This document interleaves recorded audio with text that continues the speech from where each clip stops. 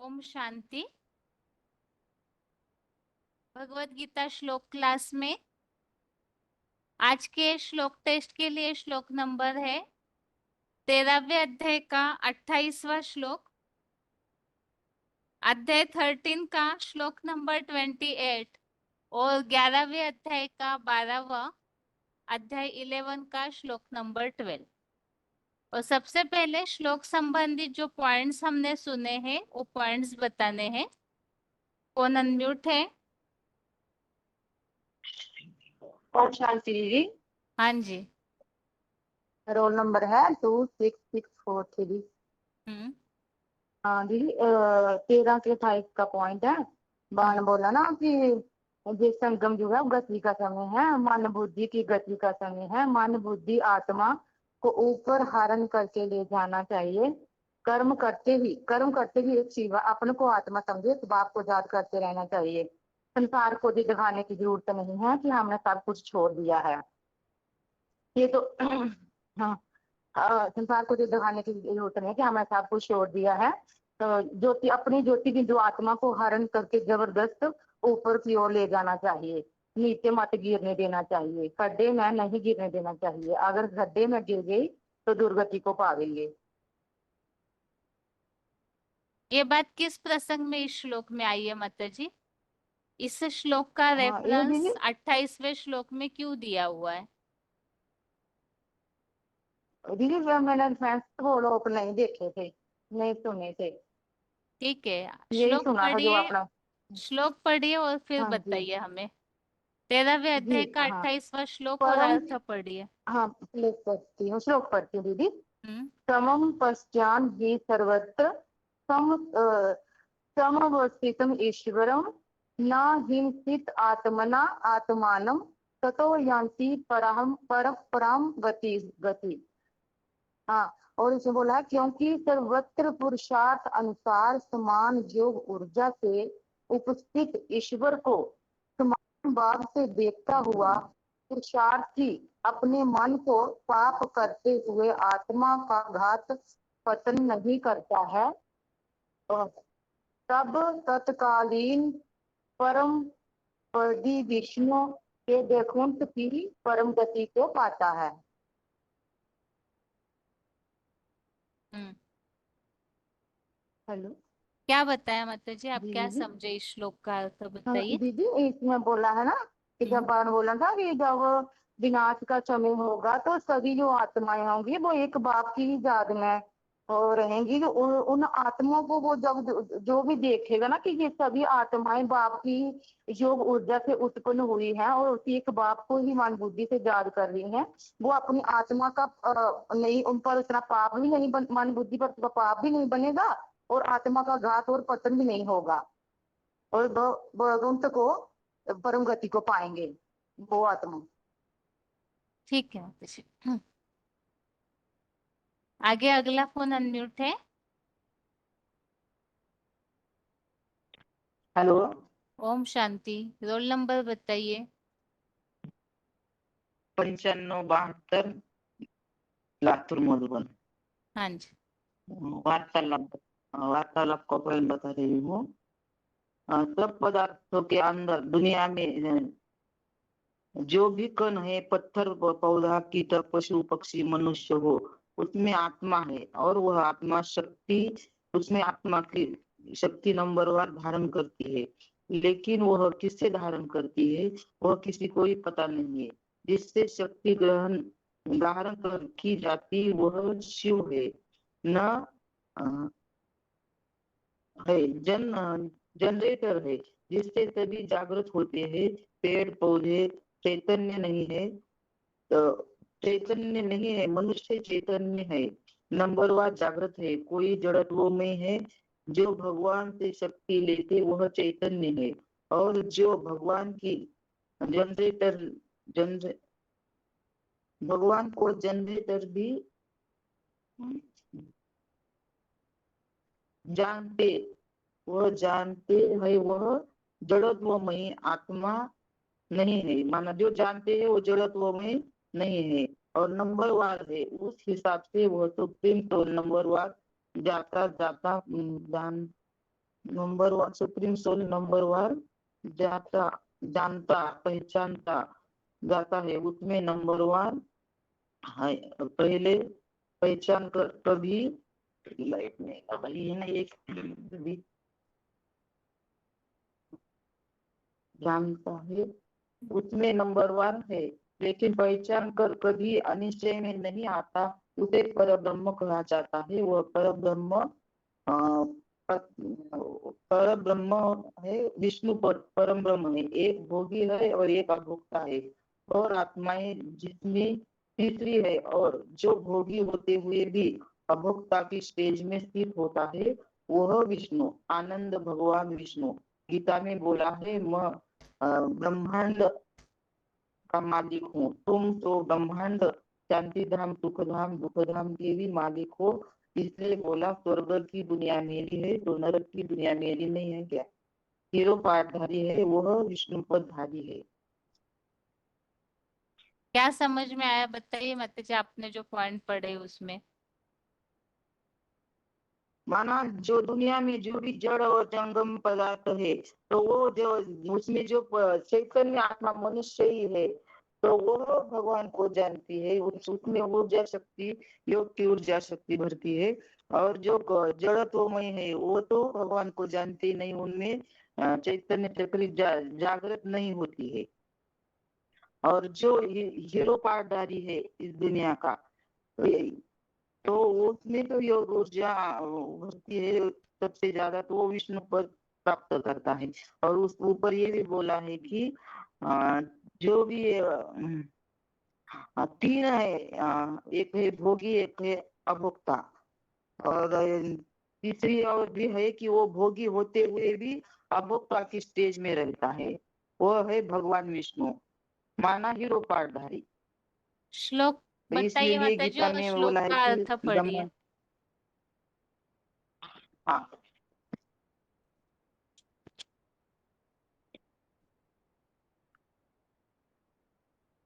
विश्वास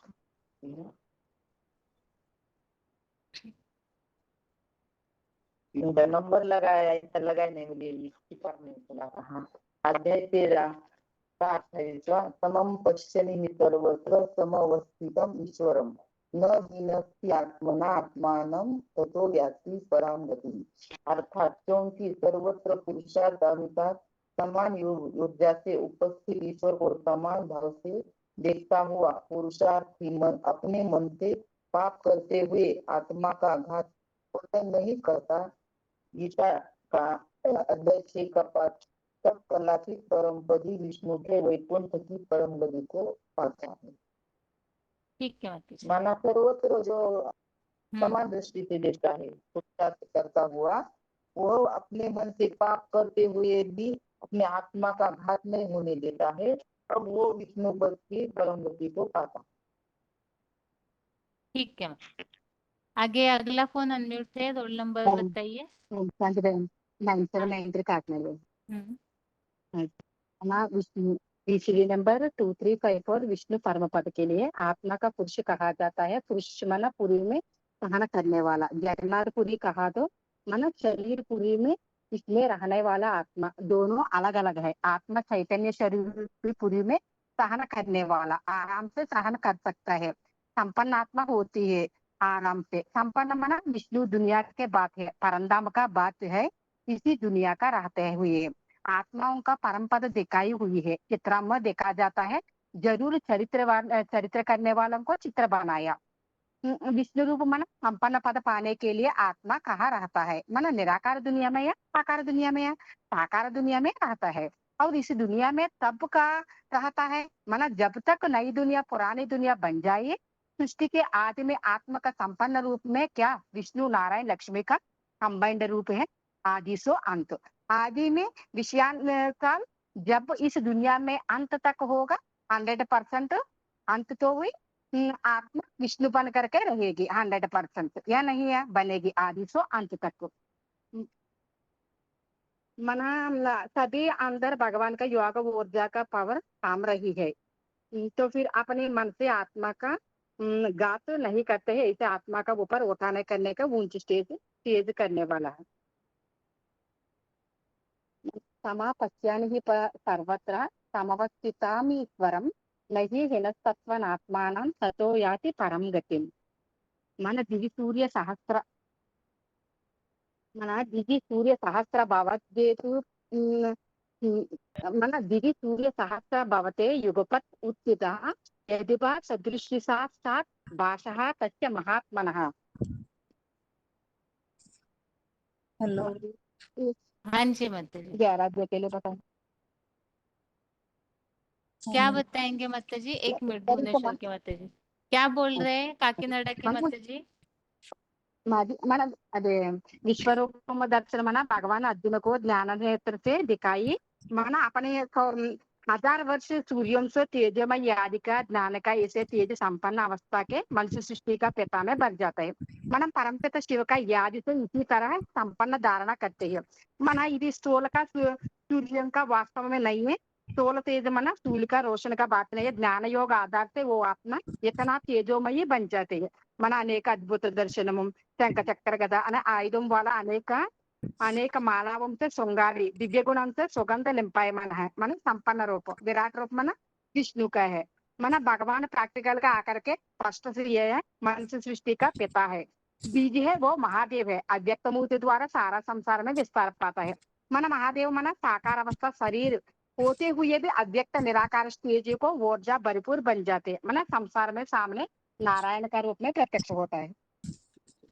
ठीक है माता जी, हिंदी में बात करते हैं या नहीं दिन भर में, बात या करते तेलुगु हैं बात हिंदी। करते हैं? नहीं मैं घर में तेलुगु बात करने में हिंदी कोई को फिर समझ में नहीं आई बहन जी। जो हिंदी की किताबें है ना मैंने सारा लिटरेचर, बताने के लिए हाँ जी सारा बताने के लिए इच्छा है कहानी बताने के टाइम में टेंशन में बहन जी क्या रंग इसीलिए बताए ही जो बाबा का नाम माता बदनाम जी, करते हैं मैंने ऐसे क्या सोचना पड़ेगा। माता जी लिटरेचर है ना, लिटरेचर हमारा, हाँ जी मेरे पास है हाँ जी। हाँ तो उसको रोज पढ़िए आप। डेली हाँ जी पढ़ेंगे तो हिंदी वाक्य रचना जो है ना वो आपकी ठीक हो जाएगी। हाँ जी ठीक है ना? हाँ जी या हाँ जी मधुबन में बहन जी जाते और हैं एक तो बात हिंदी ही बात किया हाँ जी कीजिए, तो उससे आदत बन हाँ जी जाएगी बहन आपकी। जी हाँ जी ठीक है माता जी। और एक बात बहन जी मना एक बार यूट्यूब में क्लास आया नहीं आया कर बहन जी आप शुरू वीसीडी का शुरू का टाइम बताइए ना और लास्ट का टाइम भी बताइए बहन जी। अच्छा लास्ट का टाइम भी मना बताना खत्म है? जी मना काम है मैं कहना टाइम लिखेंगे अनुकोंడి फ्री का टाइम में मैं लिखूंगी है ना सभी लोगों को ये मुश्किल हो जाएगा बहन जी। ठीक है माता जी, है ना? ठीक है हाँ सन बता वीसीडी का देंगे। पहला टाइम और लास्ट का। ठीक है ठीक माता है जी जी बता देंगे। हाँ बताइए जी माता जी, हाँ बहन जी क्या मैं क्या पॉइंट बताना बताइए। ये जो हम 13 अध्याय का 29 का बता रही हूँ हम्म तो उसमें बताया जो हमारे इसमें जो बताया सर्वतः जो पुरुषार्थ अनुसार समान ऊर्जा से जो उपस्थित ईश्वर को समान भाव से देखता हुआ अपना मन से आत्मा का घात नहीं करता। मैंने ये जो आत्मा का घात जो बता रहे हैं ना वास्तव में कि आत्मघात जो है आत्मा को पतन में और नहीं जाते हैं। जैसे हम बता मुरली में बताया मनसा में तो तूफान तो आएगा लेकिन कर्म इंद्रियों में कोई पाप ऐसे नहीं करना।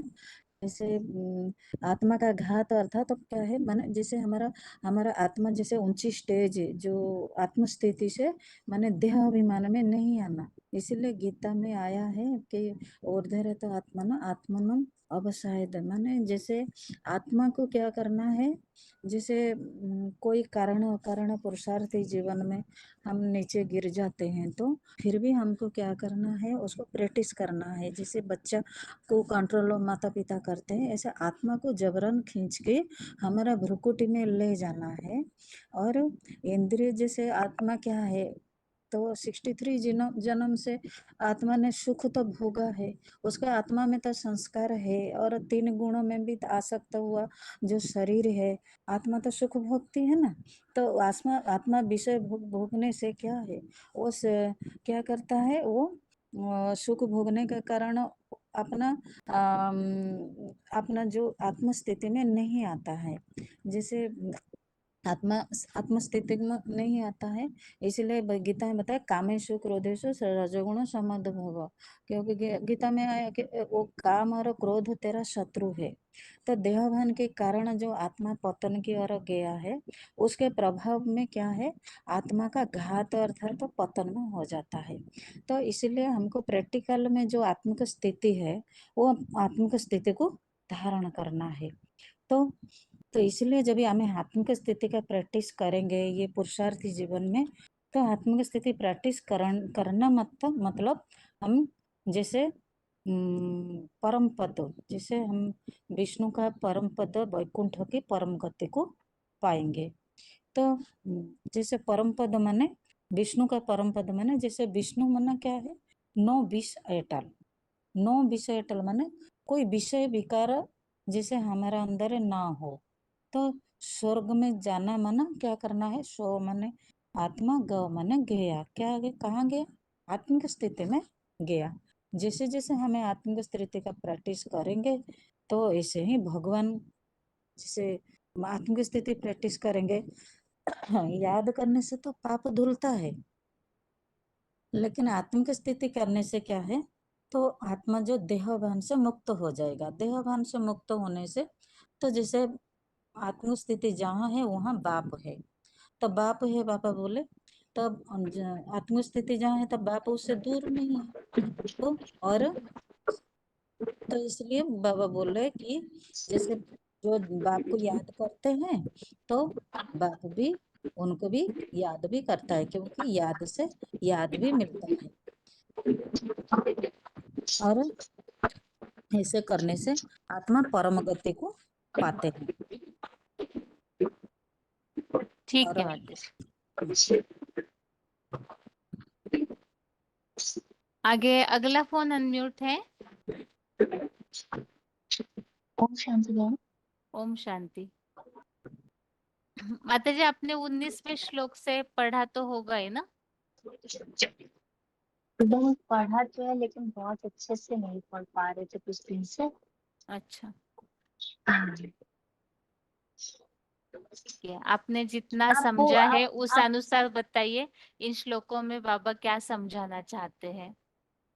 19 हाँ जी। जो अध्याय 13 है, उसमें मेन क्षेत्र और क्षेत्रज्ञ का जो अंतर है वो बताया हुआ है।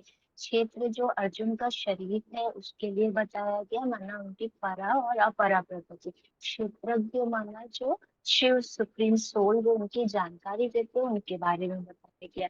तो 18 श्लोक तक क्षेत्र और क्षेत्रज्ञ का वर्णन है पूरा, और उसके बाद जो है उसी रूप में प्रकृति और पुरुष में, मतलब उसको ज्ञान से हम कैसे समझ सकते हैं ये बताया हुआ है।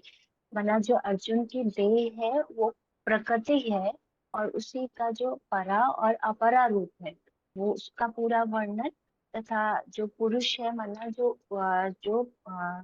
पुरुष माना जैसे बाबा ने बताया है कि जो आत्मा है, ये शिव सुप्रीम सोल, और शिव सुप्रीम सोल के जो ज्ञान है उसको अपने में धारण करके जो जो अर्जुन की आत्मा है वो जो ईश्वर का रूप धारण करती है, मतलब जो ज्ञान अपने में धारण करती है, उसका पूरा उन्होंने वर्णन दिया है कि वही जो है वो सबके अंदर उसकी योग ऊर्जा कार्य करती है, और कैसे कैसे जो गुण है सब में आते हैं। तो 19 में बताया हुआ है कि जो मना ये प्रकृति और पुरुष और जितना भी गुण है ये सब अनादि हैं, और सारे जो गुण हैं ये जो अर्जुन की देह रूपा प्रकृति परा प्रकृति है उसी से उत्पन्न होते हैं। और जो प्रकृति ही है, प्रकृति को और इसमें ये बताया है कि मतलब जो आत्मा है 30 में, कि आत्मा जो है वो अपने स्वभाव के अनुसार, गुणों के अनुसार ही, क्योंकि गुणों से आत्मा आकर्षित होती है, तो गुणों के अनुसार ही वह सुख और दुख को भोगती है। और यही कारण है कि जो गुणों में आसक्ति होती है उसी के कारण उसका जन्म होता है, सत और असत योनियों में, जो अलग अलग योनियों में उसका जन्म होता है। और जो आत्मा है वो और मना जो परम पुरुष शिव हैं उनके द्वारा जो जो अर्जुन पार्टधारी उस वो योग ऊर्जा को ग्रहण करते हैं और उनसे जो नंबरवार आत्माएं जुड़ती हैं, तो उनकी जो योग ऊर्जा है वही सब में अनुमतिदाता, भरण पोषण करता और भोक्ता बनती है। इसीलिए उन्हें महेश्वर भी कहा जाता है। और जो इस चीज को जान लेता है, मतलब प्रकृति और पुरुष का जो संयोग है, यही प्रकृति में संसार में सारी चीजों का कारण है। तो फिर वो मतलब दुखी संसार में नहीं आता, वो किसी चीज में फंसता नहीं है कि ऐसा क्यों हुआ, ये क्यों है, या अच्छा मतलब उसके दिमाग में वो सारा चिंतन चलना बंद हो जाता है।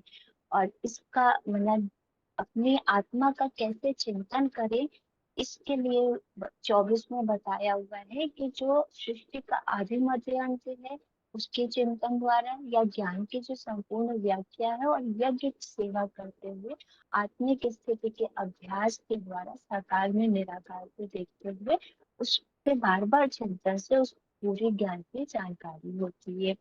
और जो ऐसा नहीं जानते हैं, मतलब जो इस चीज को नहीं समझ पाते, तो वो क्या करते हैं कि साकार द्वारा उस चीज को नहीं सुनते, तो अन्य लोगों से उस चीज को सुनते हैं।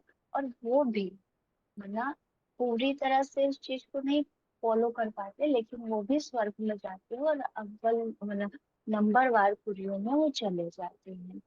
और 26 में ये बताया हुआ है कि जितने भी जड़ चेतन पदार्थ हैं संसार में, वो जो सुप्रीम सोल और जो लिंग रूप परा प्रकृति है उनके संयोग से उत्पन्न हुए हैं। और 27वें में बताया हुआ है कि वही मतलब उनके जो योग ऊर्जा है विनाश काल में समना सभी प्राणी जो है वो उनकी उनसे ही जुड़ जाते हैं। और मतलब वही उन्हीं के याद में सब समा जाते हैं, जो साकार से निराकार बनते हैं उनकी याद में समा जाते हैं। 28वें श्लोक में ये बताया हुआ है कि जो कल्पांत काल में और संगम युग में मतलब जो साकार निराकार की योग ऊर्जा अपने में भर लेते हैं और उन्हीं की योग ऊर्जा जो सभी जड़ चेतन पदार्थों में रहती है, उस चीज को जो देखता है कि मतलब दुनिया में जो कुछ भी घटित हो रहा है, अच्छा बुरा या सब कुछ, वो उन्हीं की योग ऊर्जा के द्वारा है। तो वो अपनी आत्मा का घात नहीं करता, आत्मा को मतलब किसी भी कारण से अनिश्चय बुद्धि में नहीं आता है, पतन में नहीं जाता। और आत्मिक अभ्यास के द्वारा निरंतर बार बार, जैसे बाबा बोले कि मन बुद्धि में तो आएंगे विकार, लेकिन क्या करना है, जबरन अपनी आत्मा को आत्मिक स्थिति में स्थित करना है। और जब आत्मिक स्थिति में स्थित हो जाएगी आत्मा, तो दो तरह की जो स्वर्ग की दुनिया बनती है, मतलब संगम युगी कलातीत जो वैकुंठ की दुनिया है, और स्वर्ग की जो 16 कला सब, तो उसमें भी कलातीत वाली स्टेज में चले जाते हैं जहाँ पर अपवित्रता का एक अंश मात्र भी नहीं होता, माना कि नो विश एट ऑल।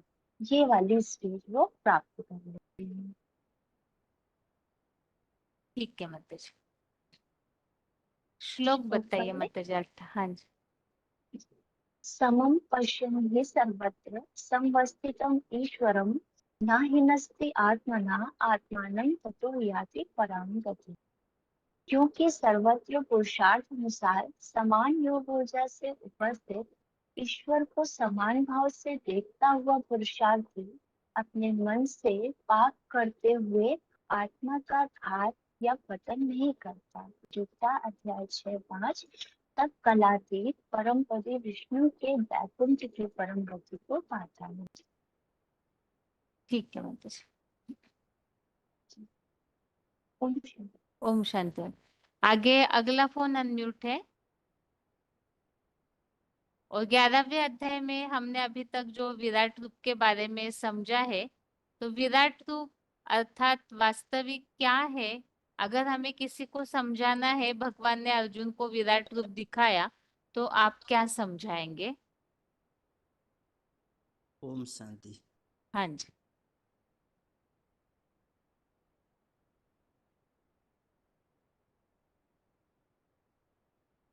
तो विराट रूप को समझाने के लिए तो विराट रूप कौन है वो तो उसी को भी समझाना चाहिए, क्योंकि विराट रूप है जो जो मनुष्य सृष्टि का बीज वो ही विराट रूप धारण करता है, वो कोई दूसरा नहीं। विराट रूप कहले जैसे भी भक्ति मार्ग में बताए ऐसे नहीं, वो तो विराट रूप में बताता है कि जो विराट रूप में जो ये हमारे जो 5 श्लोक से विराट रूप का वर्णन किया है। जो विराट रूप में अनेक प्रकार के जो विभिन्न प्रकार के जोनिया माने ये तो मनुष्य की बात है, ये कोई जीव जंतुओं की बात नहीं है। वो अनेक प्रकार की जोनिया और अनेक प्रकार की आकार बनने वाले हजार जो सकड़ जो मेरे पुत्र रूप दिव्य रुद्राक्ष गण को देख। ये जो ये रुद्राक्ष गण है ये भगवान का आंख है, कान है, नाक है, जो भी है भगवान उनके द्वारा ही काम करते हैं। उनका भुजा भी वैसे वो 1000 भुजा वही है। और वो जो 6 श्लोक में बताया है कि भरतवंशी जितना भी जिन चैतन्य रुद्राक्ष गण जो रुद्राक्ष गण है उनमें तू 12 सूर्य रूप चक्रवर्ती 8 वसु 11 रुद्र और जुड़वा अश्विन कुमार जो रामकृष्ण 49 मरुत जो कि उड़ने वाला है, वो नहीं कि पुरुषार्थी। तो वही सब को मैंने जो और भी जो कुछ नए देखते हुए तो वो सबको देखो, वही सब है भगवान का विभूति है। पहला जो 10वां श्लोक में जो विभूति बताया है वो सब भगवान का विभूति है। तो और भी जो कुछ देखना चाहता हूँ तो मेरे यही और जो बीजरूप महादेव के देह में वो सब देख। ये जो 7 श्लोक पे ये से ही बताया है कि जो बीजरूप बाप महादेव आदम के देह में जड़ चैतन्य से तो जो भी कुछ भी देखना चाहता हूँ तो देख। तो जब तू देख नहीं सकते तो उन जड़ आँख से देख नहीं सकते तो मैं तुझे तीसरा दिव्य नेत्र देता हूँ जिसके द्वारा तू ये सब ऐश्वर्यवान योगी के रूप को तू देख। और फिर बताया जो ये जो विराट रूप के बारे में बताया ये अनेक यही श्लोक में जो 11-12 श्लोक में बताया अनेक वक्र नयन के, अनेक मुख वाले, अनेक नेत्र वाले, अनेक भुजा वाले, ये सब जो बताया है ये अनेक भांति भांति के मुख वाले या नेत्र वाले, ये सब ये बच्चों की बात है, ये कोई दूसरा किसका बात नहीं है, भगवान के बच्चों की बात है। जो बच्चे जो देखते हैं जहाँ जो सुनते हैं वो आकर बाबा को बता देते हैं। और जो आभूषण बताते हैं ये गुण का आभूषण वाले है, ये कोई माने जैसे कि विष्णु का आभूषण दिखाता है ऐसे भी नहीं है। और ये सब दिखाता है। ये जो माला ये भी जो विजय माला रुद्र माला ये जो विभूति बाबा के विभूतियों का ये सब माला है। और जो कंचन का वस्त्र धारण करना ये सब बच्चों का बात है। ये कोई दूसरा किसी नहीं। जो सुगंध माने गंध लिपा मान ले बताया है वो भी यही गुणों का सुगंध का बात बताते हैं। ये सब जो देखना है ये सब विश्व धर्म के ऑलराउंडर 55 परम ब्रह्म के असीम विराट रूप को दे। तो इसी प्रकार विराट रूप को देखने के लिए बाबा ने बताया है। तो जो विराट देखते हैं उसको भी बताता है कि ये जो विराट रूप है इसको माने अतिरिक्त अति ये औत्यांतिक भाग बताते हैं कि ये दीप सहज जब हजारे सूर्य व जड़ सूर्य एक साथ उदित होते उस महात्मा विभूषित से समान नहीं हो सकता है, क्योंकि वो इतना माने इतना क्रांति उनका हो जाता है, वो इतना उनका शक्ति बाबा से ले लेता है, जो उतना क्रांति बढ़ जाता है, जब ये सारे संसार को भी चलाने वाला है। तो वही सब बताते हैं ठीक है। जी। ओम शांति। हाँ।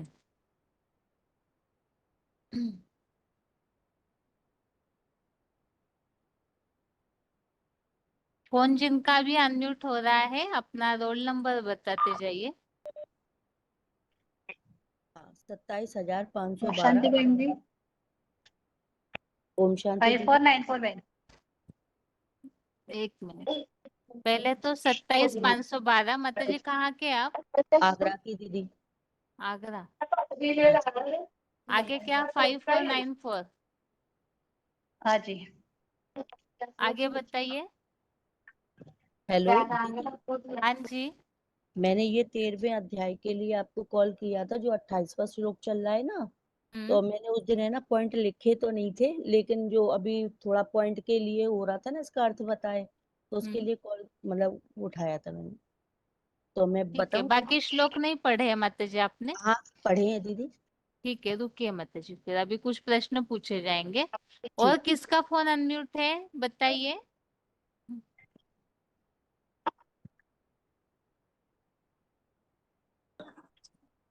हेलो। ओम शांति माता जी। हाँ जी दीदी। ओम शांति बहन जी। 24526 सबोगोड़ी। हम्म।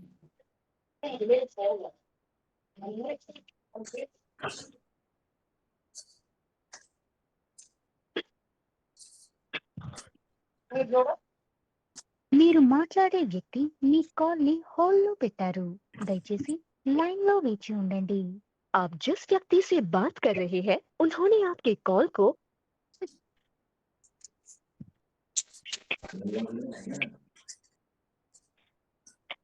हेलो 13वें अध्याय को देखिएगा। हेलो। 13वें। हाँ जी, रोल नंबर बताइए जो ओम शांति कह रहे हैं। हाँ 5193 बहन। अच्छा, आपको कॉन्फ्रेंस में लिया है क्या किसी ने? नहीं, दूसरे माता जी फोन की। अच्छा ठीक है माता जी। ठीक है, 13वां अध्याय देखिए। 13वें अध्याय में से प्रश्न है अभी।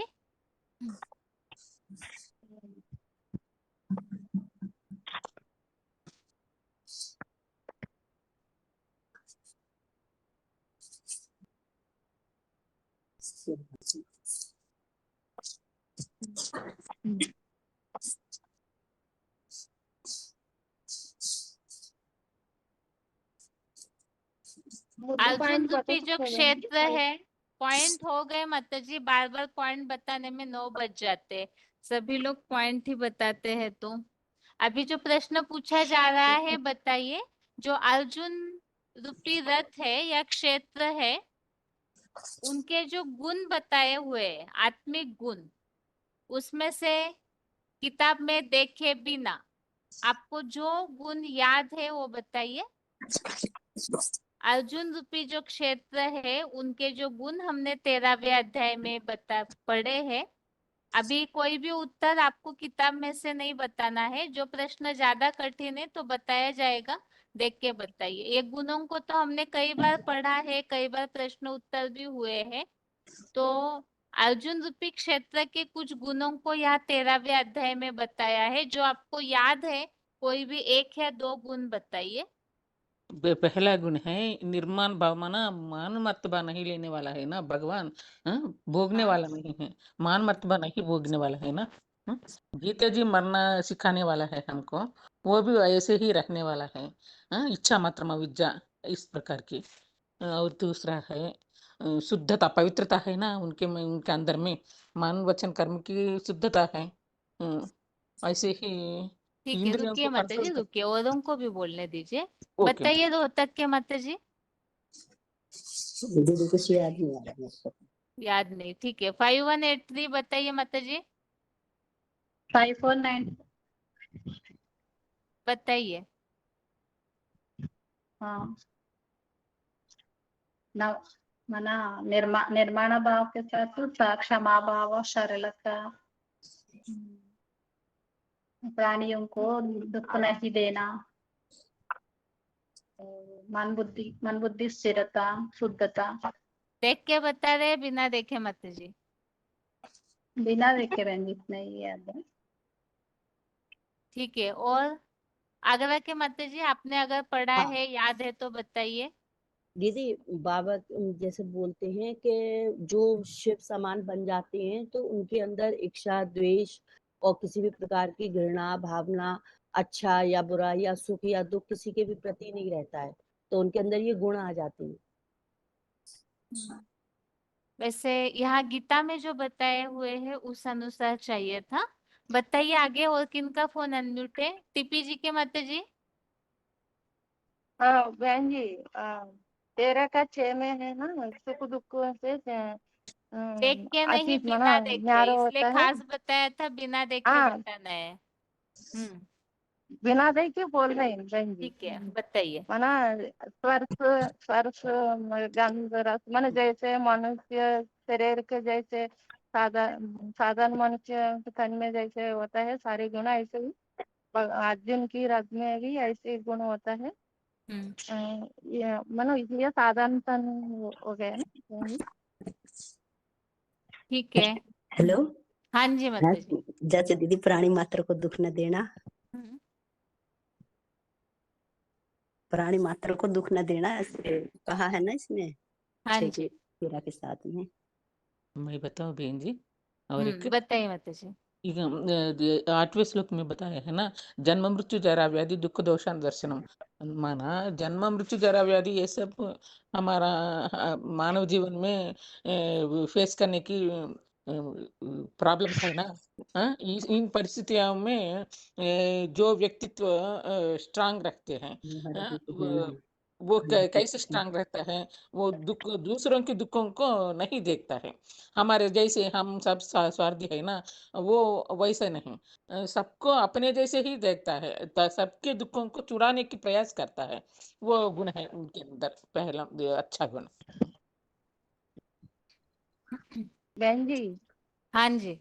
सभी के हाँ हाँ, 13 का 23 में बोला है ना बाबा, मन देख के बता आत्मस्थिति रहे, आचरण श्लोक करता नंबर है। बता रहे, इसका नहीं मतलब नहीं देख बहन के। जी, नहीं ठीक है। याद है इसमें, ठीक है, वो पढ़ते बताइए। रहती हूँ। हाँ, ठीक है, हाँ ठीक है। हाँ, आत्मस्थिति में आचरण करता है वही दुख की दुनिया में लौट करके नहीं आता है, जन्म नहीं लाता है, ऐसे बोलो। नहीं, इसमें तो माता जी वास्तव में अर्जुन के गुण पूछे हुए हैं, वो अलग प्रसंग हो गुण जाता है। मोह रहित होना दीदी, जैसे आसक्ति अनासक्ति होना, मोह रहित होना, हम्म, ये भी क्या गुण में आएंगे?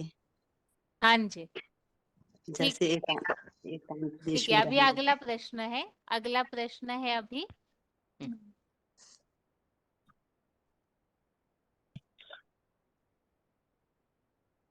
जो 13वें अध्याय का तीसरा श्लोक है, इसमें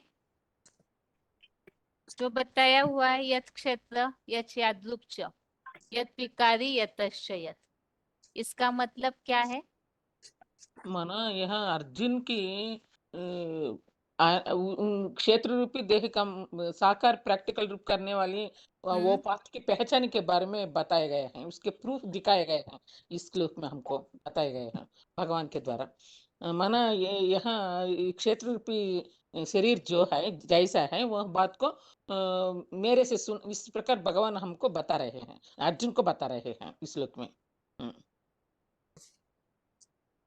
यत प्रभावश्च, इसका मतलब क्या है? यत प्रभावस्य माना उनका प्रभाव जैसे दूसरों के ऊपर जैसे उनका प्रभाव पड़ता है, इस बात के बारे में बताए समय ये शब्द आया है। ठीक प्रभाव है। वाला। प्रभाव माना हमारे अंदर जो जो हिसाब किताब है, उन सबको चुप्तू करने की प्रभाव प्रभाव उनका प्रभाव से हम हमारे अंदर के हिसाब किताब को चुप्त कर सकते हैं। ठीक है। उस प्रकार के प्रभाव हमारे ऊपर डालता है वो। वास्तव में यत प्रभावस्य यतश्च यत ऐसे जो बोला हुआ है ना, तो उस वाक्य के लिए श्लोक के अर्थ में ये बताया हुआ है कि वो जिस प्रभाव वाला है उससे मेरे से सुन। तो वो प्रभाव जो है अर्थात वास्तव में किसी का भी प्रभाव कैसे पड़ता है, उनके गुणों से, गुणों के उनके आधार से। क्वालिटीज के कारण। तो आगे के श्लोकों में ही उनके गुण बताए हुए हैं। जैसे हीरो पाठधारी का सब जगह गायन है, या जो भी हो, जन्म मृत्यु जरा व्याधि दुख दोषानुदर्शनम, मोह नहीं होना, निर्माण भाव, ये जो भी गुण हमने ढेर सारे समझे थे, तो ये गुण वास्तव में उनका प्रभाव है कि सारी सृष्टि को उन सब में घेर के रहता है, इस हिसाब से। ठीक है, अभी आगे रोहतक के माता जी और 5494 आप दोनों के लिए प्रश्न है माता जी। ये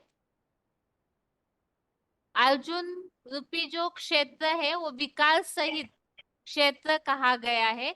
तो विकार सहित क्षेत्र में कौन सी बातें समाई हुई है, उस श्लोक में क्या बताया हुआ है?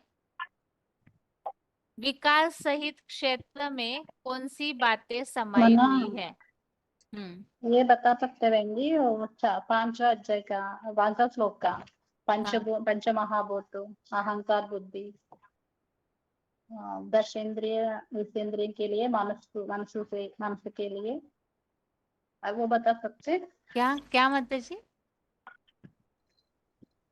ये वाला वो 5 महाभूत, पंच महाभूत में ना वो जल, वायु, अग्नि, आकाश, वही बताते हैं। वो अहंकार, बुद्धि, मन, श्रद्धा, स्पर्श, रूप, रस, गंध, पंचेंद्रियों का ग्राह्य दृष्टि। मैं बताऊं बहन जी? बताइए माता जी। यहाँ सारी जीवात्माएं साकार शरीरधारी सबको विकार रखते हैं ना, ऐसे ही अर्जुन की शरीरधारी जो है उनके शरीर में भी विकार, उनका शरीर भी विकार सहित शरीर है। विकार सहित शरीर है। माना वो विकार कैसे आता है?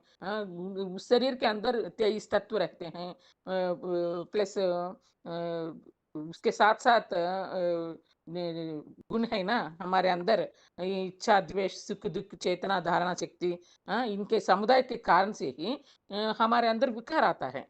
वो विकार अर्जुन का शरीर भी उसी प्रकार की विकार सहित देह है, वो बताया रहा है। यहाँ 23 तत्व माना पंच तत्व, 5 इस शरीर पंच तत्वों से बना हुआ है। आत्मा के 3 गुण, मन, बुद्धि, अहंकार या संस्कार, बाद में 10 ज्ञानेन्द्रिया प्लस कर्मेंद्रिया, 5 विषय भोग का जो विषय है ज्ञानेन्द्रियों का, वो सबको मिलकर के 23 तत्व कहते हैं। इन 23 तत्वों के साथ साथ जो इच्छा, द्वेष, सुख, दुख, चेतना, धारणा शक्ति, इनका समुदाय जो है उनके सबको जोड़ करके वो विकार सहित क्षेत्र, अर्जुन का शरीर भी विकार सहित क्षेत्र, ऐसा बताया गया है इसके इस श्लोक में, 5वां श्लोक प्लस 6वें श्लोक में। ठीक है माता जी। अभी अगला प्रश्न है, देख के बता सकते हैं, वैसे तो उत्तर आसान है, फिर भी अगर नहीं याद आएगा तो, क्योंकि बहुत छोटी सी बात है ये। भगवान से वर्षे की प्राप्ति करने के लिए विशेष कौन सा गुण जरूरी है? राजाई की प्राप्ति करनी है तो उसके लिए विशेष गुण कौन सा जरूरी है? बाप की याद दीदी, बाप की याद, अव्यभिचारी याद और अव्यभिचारी याद। ठीक है, श्लोक में जो शब्द आया है वास्तव में उस अनुसार उत्तर चाहिए।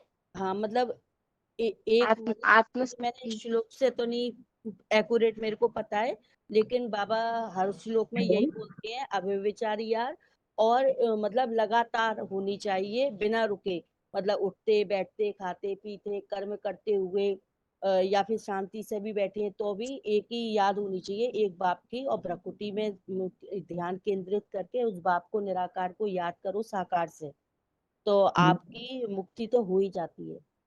13 का 10 है दीदी ये।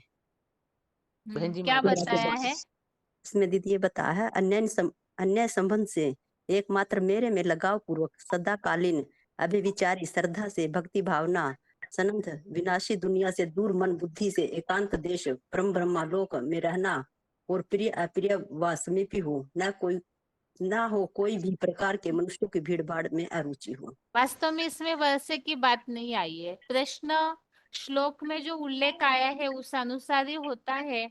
तो प्रश्न स्पष्ट है, वर्षे की प्राप्ति के लिए विशेष क्या चाहिए हमें, अगर शिव बाबा से वर्षा लेना है तो। मैं बताऊं ऐसी बहन जी। कौन सी बात है जो रावण में नहीं होती है और बाकी सभी में होती है? पहचान दीदी एक बाप की। ठीक है, पहचान। और उसके अलावा ज्ञान के द्वारा भीष्म पितामह द्रोणाचार्य भी जानते थे कि अर्जुन को या पांडवों को साथ देने वाले भगवान है। श्रद्धावान लेकिन भावना और श्रद्धा, मेन बात तो है श्रद्धा, जो क्लैरिफिकेशन वाले अर्थ में बताया है 13वें अध्याय के 18वें श्लोक में। श्लोक नंबर 18 में इस बात को बताया है, श्रद्धा भावना भरा भक्त क्षेत्र क्षेत्रीय और क्षेत्रज्ञ को जानकर राजाई भाव को पाता है। इति क्षेत्रम तथा ज्ञानम। 13वें अध्याय का कोई भी श्लोक आप लोगों को याद है, बिना देखे जो श्लोक बता सकते हैं वो श्लोक बताइए। ओके माँ, 5 और 6 5 6 महाभूतान्यहंकारो बुद्धिर व्यक्तमेव च इंद्रियाणि दशैकञ्च पंचचेन्द्रिय गोचराः इच्छा द्वेषः सुखं दुःखं संघातः चेतना धृतिः संघातः चेतना धृतिः। बात में थोड़ा हेलो 17 श्लोक बताओ बहन जी। एतत् क्षेत्रं समासेन सविकारम् उदाहृतम्। ठीक है, बताइए 17वां। ज्योतिषामपि तज्ज्योति तमसः परमुच्यते ज्ञानो ज्ञेयो ज्ञानगम्यः इति सर्वस्य विशिष्टता। बताइए टीपी जी के माता जी 5183। मुझे नहीं आता है। याद नहीं, ठीक है। रोहतक के माता जी। ज्योति प्रैक्टिस नहीं की। रोहतक के माता जी। आगरा के माता जी, आपको आता है कोई नहीं श्लोक? दीदी, बिना देखे नहीं आता दीदी। ठीक है, पढ़ के बताइए। कौन सा पढ़ूं दीदी? यही कोई लास्ट भी जो आपको आता है पढ़ना, पढ़िए। समम पश्यन् हि सर्वत्र संव्यवस्थितम् ईश्वरं न हिंसति आत्मना आत्मनं ततो याति पराम गतिम। ठीक है, हाँ और टीपी जी के माता जी पढ़िए। कौन सी श्लोक कोई भी पढ़िए। पहले श्लोक बताइए। ज्योतिषम अक्षत ज्योति तमसः परम उच्यते ज्ञानं ज्ञेयं ज्ञानगम्यं बुद्धि सर्वस्य विशिष्टम। ठीक है माता जी। अगली बार से अभी तक जो भी श्लोक हुए हैं उसे पढ़ के रखिएगा, बिना देखे उत्तर दे सके इस तरह से। ठीक है, ठीक है माँ, ठीक है। ठीक है। ओम शांति। ओम शांति बहन जी। ओम शांति। अभी आगे अगले फोन अनम्यूट किए हैं। क्लास में अगर कोई भाई जुड़े हुए हैं छोटे फोन से तो हाथ उठाइए। क्लास में अगर कोई भी भाई डायल नंबर से जुड़े हुए हैं तो हाथ उठाइए। अगर पहले से उठा हुआ है तो पता नहीं चलेगा, इसीलिए एक बार दोबारा हाथ उठाइए। ओम शांति थी। हाँ जी, ओम शांति। 21,411 इंदौर। हाँ जी, ओम शांति। ओम शांति। शांति। क्लास में अगर कोई डायल नंबर से जुड़े हुए हैं तो दोबारा हाथ उठाइए, क्योंकि पता नहीं चल रहा है।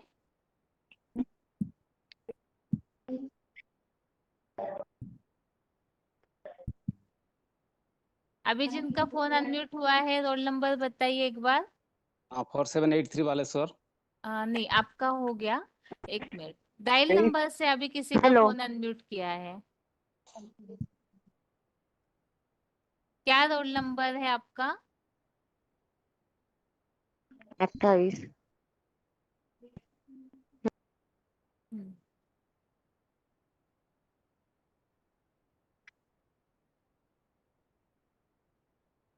तेरहवां अध्याय पढ़ के रखा है ना?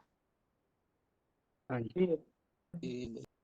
बिना देखे बता सकते उत्तर? कोशिश करेंगे। ओम शांति बहन जी। कोशिश करेंगे दीदी। हाँ जी, ठीक है। हाँ पूछिए।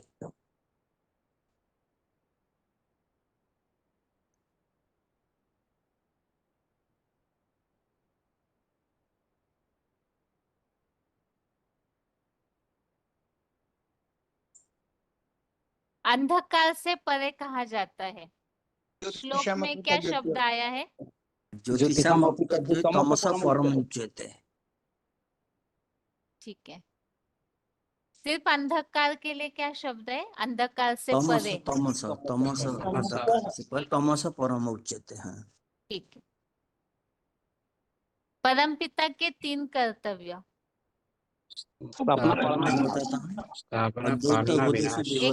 एक मिनट रुकिए। दीदी भगवान ने महासमुंद आके वो आध्यात्म ज्ञान सुनाया ना दीदी, जो परम पिता के 3 कर्तव्य कौन से बताइए? पहले एडवांस नॉलेज के आधार से 3 कर्तव्य बताइए। तभी एक साथ बोलेंगे तो इंदौर के भाई बताइए।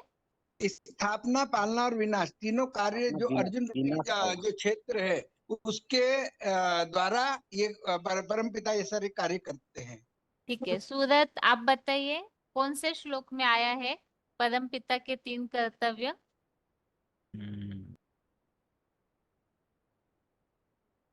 रस विष्णु प्रभ विष्णु च। मैं बताऊं? हाँ जी बताइए। 16 श्लोक में आया। श्लोक आता है? 16 नंबर श्लोक। श्लोक आता है? आता है। अविभक्त च भूतेषु विभक्त स्थित भूत भूत तत् ज्ञान ग्रासिष्णु प्रभा विष्णु च। अच्छा ठीक है।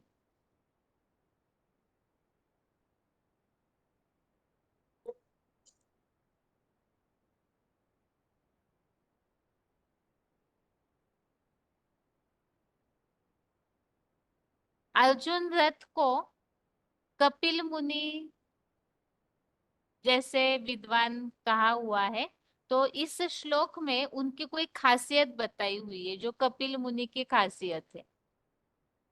दीदी 13वें अध्याय का 11वें श्लोक में जो था, जो आध्यात्म चिंतन में सदा लगे रहते थे। ठीक है, आध्यात्म चिंतन में सदा लगे रहे। 23-107 महासमुंद। 23 तत्व बता सकते हैं? 23 तत्व जी। महाभूतानि अहंकारो बुद्धि अव्यक्तम एव च इंद्रियाणि दशैकम च पंचम च इंद्रिय गोचरा। का डेफिनेशन? हाँ बताइए, जो याद है 23 तत्व ऐसे ही बता सकते हैं, एक्यूरेट न हो तो कोई बात नहीं। ये 5 प्रकृति के तत्व और 5 विकार, हाँ माना 5, और मन बुद्धि अहंकार और इंद्रियों के विषय, हाँ ओके सॉरी, 5 ज्ञानेंद्रियां, 5 कर्मेंद्रियां, 10 ये 15 और शब्द स्पर्श रूप रस गंध। और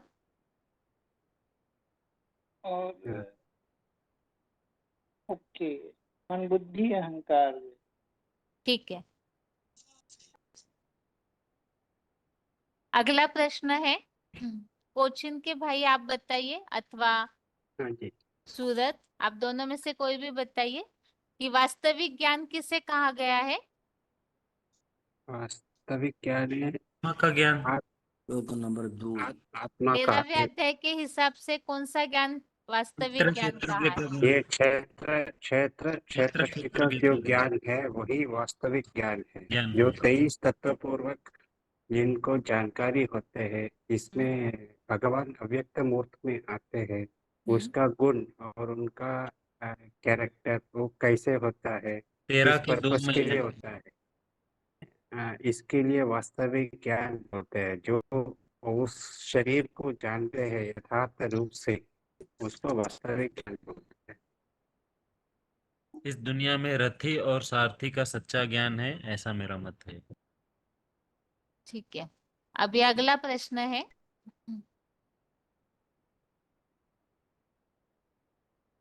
अर्जुन रूपी जो क्षेत्र है, उन्होंने जो अपनी स्थिति बनाई है उसका उल्लेख किस में आया मिलता है? 13वें अध्याय के 8वें श्लोक में 783 बताइए। अर्जुन का रथ का जो उन्होंने अपनी स्थिति बनाई ना, हाँ वो स्थिति कौन सी बनाई है और उसका उल्लेख भक्ति मार्ग में कहाँ मिलता है? माने अर्जुन जो स्थिति शिव समान स्थिति बनाई, ये स्थिति ना और कौन सा स्थिति? भक्ति मार्ग में तो गायन तो है बहुत जगह उनका नाम पे। यहाँ 13वें अध्याय में कोई हाँ चलिए महाभारत का उल्लेख जो हमने देखा है ना, हाँ, हुए अध्याय उसमें क्या बताया, कौन सी स्थिति बनाई हुई है उन्होंने जिसका उल्लेख महाभारत में मिलता है, उसके बारे में बताइए। ऋषि भी बहुधा गीतम छंदु भी विविध पृथक ब्रह्मसूत्र पदेश्चैव हेतु मध्य विनिश्चिते।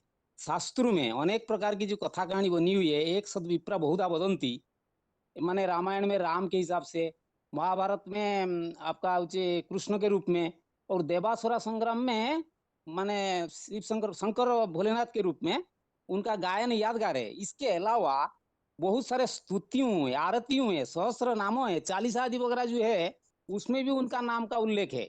आरण्य के ब्राह्मण है, शतपथ ब्राह्मण है, बहुत सारे स्तुतियां है, पुराण है, बहुत सारे सुभाषित कवियों का जो ग्रामीण गीतों है, जिस गीतों के आधार पर भी बहुत जगह, जैसे कि माउंट आबू में वीर बाबा को मानते हैं, जैसे अनेक जगह आदिवासी संप्रदाय लोग के अंदर कर्मा वीर रूप में उनको पूजा किया जाता है, और बहुत सारे भारत में अलग अलग राज्य में अलग अलग प्रांतों में उनका नाम का यादगार माने बनी हुई है।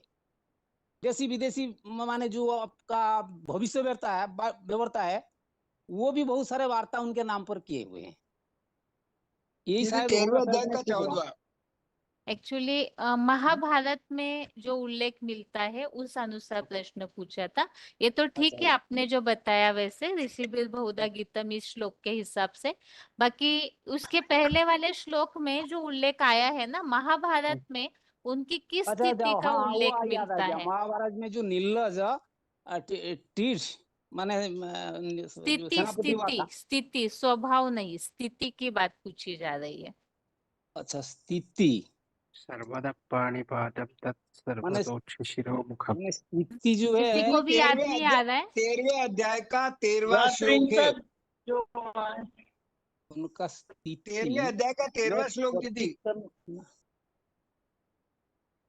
परम ब्रह्मनि लीन मासित, ये जो उल्लेख आया हुआ है ना कि वो 32 वर्ष की आयु में परम ब्रह्म में लीन हो जाते हैं, वैसी स्थिति बनाते हैं। ठीक है, यही ठीक, माने 3 श्लोकों में है। हाँ जी, तीसरे श्लोक में। महाभारत का चलिए संस्कृत का श्लोक याद न भी रहे, लेकिन इतनी सी बात भी अगर हमें याद रहे तो किसी को समझा सकते हैं। जी जी, ठीक है, परम ब्रह्मणि लीनमासीत। ठीक है, अगर पॉइंट याद है या पॉइंट का भाव याद है तो भी बता सकते हैं। जो उनका गांव है उसके बारे में क्या बताया गया है? अहमदाबाद गांव जो अहमदाबाद बताया गया है, उसमें एक रेलवे स्टेशन के अंदर 10 ऐसे रेलवे स्टेशन है जो गंज के नाम में उल्लेखित है, जैसे कायमगंज, खुदागंज, सरायगंज और दीदी बताऊं पॉइंट? गांव में खाने को 2 वक्त तो रोटी भी नहीं मिल रहा था, ये बात उल्लेख है। हाँ जी, बताइए सूरत। हाँ, बाबा ने कहा जहाँ सारी दुनिया की बदबू आकर के इकट्ठी हो जाती है, बदबू का पहाड़ बन जाता है। बाबा ने कहा कि जहाँ रेलवे लाइन में जो नाम पड़े हुए हैं वो है कायमगंज, गुरु सहायगंज, खुदागंज और अहमदगंज, अलीगंज, ऐसे बहुत सारे नाम हैं। और ये गंद मतलब क्यों लगे? क्योंकि वहाँ के लोग जितने गंदे हैं, इतनी मतलब दुनिया में कहीं नहीं मतलब दिखेगी आप गंदी वो जगह, इतना याद उनका है। एक विशेष गुण भी बताया है। हाँ, रोटी भी नहीं मिलती जहाँ। उनका एक विशेष गुण है, वो अपने लीडर को जानते हैं, उसमें विश्वास रखते हैं। क्या पॉइंट है उसके लिए? उसके लिए बोलता है कि फर्रुखाबादी मालिक को बहुत मानते हैं। फर्रुखाबादी अपने मालिक को जानते हैं, अपने मालिक को मानते हैं। ठीक है, जानते हैदराबाद नहीं के है, भाई लेकिन आप मानते हैं। बताइए 25407 जो उनकी एज है, एज उस हिसाब से क्या पॉइंट आया है श्लोक में, मुरलियों में? 40 वर्ष। जो आयु है अर्जुन रूपी क्षेत्र की, उसके लिए मुरलियों में क्या पॉइंट आया है? ठीक है, और किसी को याद है तो 28 वर्ष के बताइए। शरीर की हाँ, आयु कोई 20 का 25 20-25 वर्ष साल के तक हुए होंगे 20 साल तो होता आगे है, चला कोई का 25 साल होता है। 42-43 ऐसे में वो मैरिज बोल थे, बोल फिर रहा वो है। बड़ा नंबर का होकर था कोई 20 और 25 के हुए होंगे, ज्ञान हम्म, भी ले सकते हैं, ये बारे में ज्ञान बताया। भी लेके चल रही आता है। ठीक है, ठीक है, कल्पद्रु शंकर शब्द। एक मिनट अभी।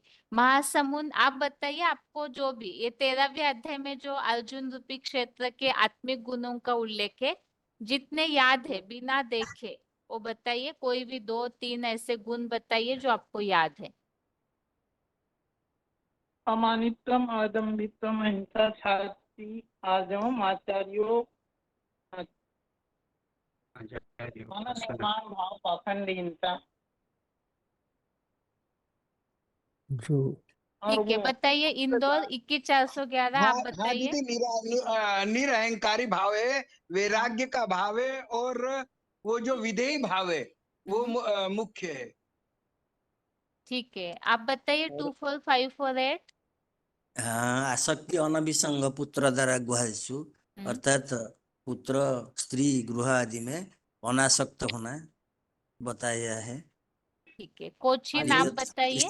भीड़भाड़ मनुष्य की आत्मा भीड़भाड़ से नहीं आना। प्रशंसा, मतलब किसी भी बात में मैंने किया ऐसे नहीं बोलना। विनय है, अहिंसा है, वक्रबुद्धि नहीं है, गुरु का परिचरण करना हमेशा, और मन का शुद्धता, स्थिर बुद्धि, इंद्रिय मन का कंट्रोल, जन्म मरण जरा व्याधि आदि के दुख दोष का अनुचिंतन, ऐसे।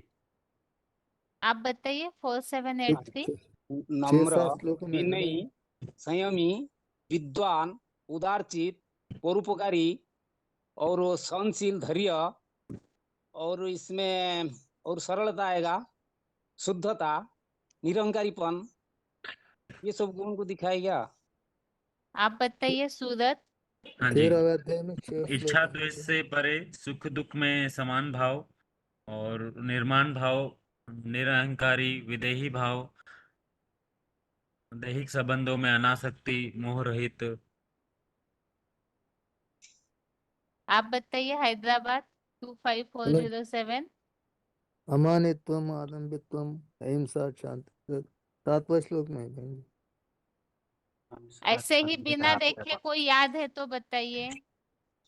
मैं बताऊं? निर्माण भाव, पाखंडी भाव, इंद्रिय शुभ वैराग्य, अनहंकार ये बच्चा, जन्म मृत्यु जरा व्याधि दुख दोषान, ये सब एक है। ये 6, 7, 8 ही जो आसक्ति देखे अनभिसंग कंप्लीट पुत्र करता द्वारा है, 9 तक गुहायसु, आता है, नित्यत्व 10, 11 तक। समचित्तत्व इष्टनिष्ठ पपत्तिषु, और ठीक है, अमानित अदम्भित अहिंसा खात्या जमो आचार्य पाशव शौचम तत्व आत्म विनिग्रहम, तो सब श्लोक है। ठीक है, अभी देख के बता सकते हैं ऐसे, अगर जो उत्तर याद नहीं आ रहा है तो। ठीक है। है ना? 13वें अध्याय में 5 श्लोक होता ना। प्रश्न ये है अभी,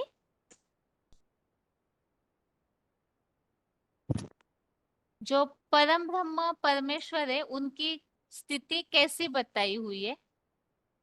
परम ब्रह्म परमेश्वर की स्थिति कैसी बताई है? और ये परम ब्रह्म परमेश्वर किनके लिए कहा गया है? परम ब्रह्म परमेश्वर जो अर्जुन है, मुकर्रर रथ है, उसके लिए बताया गया है। पहले 13 अध्याय में पहले से लेके मैंने 6, 7 नंबर ना 6 नंबर तक तो उसकी गुण बताया गया है। फिर वो जैसे शिव समान बनता है, मतलब पुरुषार्थ के आधार पर 7, 8, 9, 10, 11 में बताया है। क्योंकि उनके अंदर जो संस्कार सृष्टि के आदिकाल से लेके कल्पांत काल तक वो तो है, उसको सारे विस्तार में बताया गया। मैं अच्छा भी है बुरा भी है, माने दोनों गुण को दिखाया इसमें।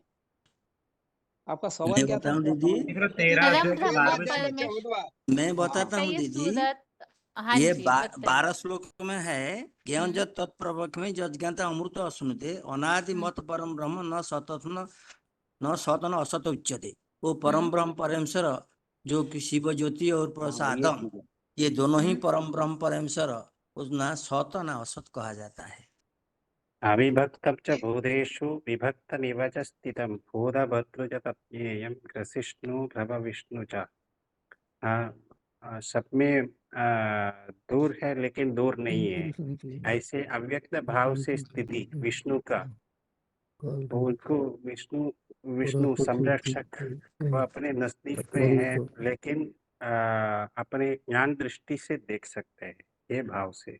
ये 12 से 18 तक के सारे श्लोकों के अंदर है, उसके गुण सारे बताए ये गए। 13 का 14वां जो 15वां श्लोक है, ये इसमें जो अर्जुन की देह है उसी में ये सारा बताया है कि वो गुणों का भोगता भी हैगा, वो सारे प्राणी मात्र का पोषण करता भी हैगा, और वो जो भगवान के निकट भी बता दिया गया, क्योंकि परम जो पंचमुखी ब्रह्मा का जो ऊर्ध्वमुखी परम मुख है वही परम ब्रह्म है, और वो पुरुषोत्तम युग में भी सदा उपराम रहता है। ऐसा मतलब वो जे के संबंधों से भी वो अनासक्त रहता है, ऐसा बताया है।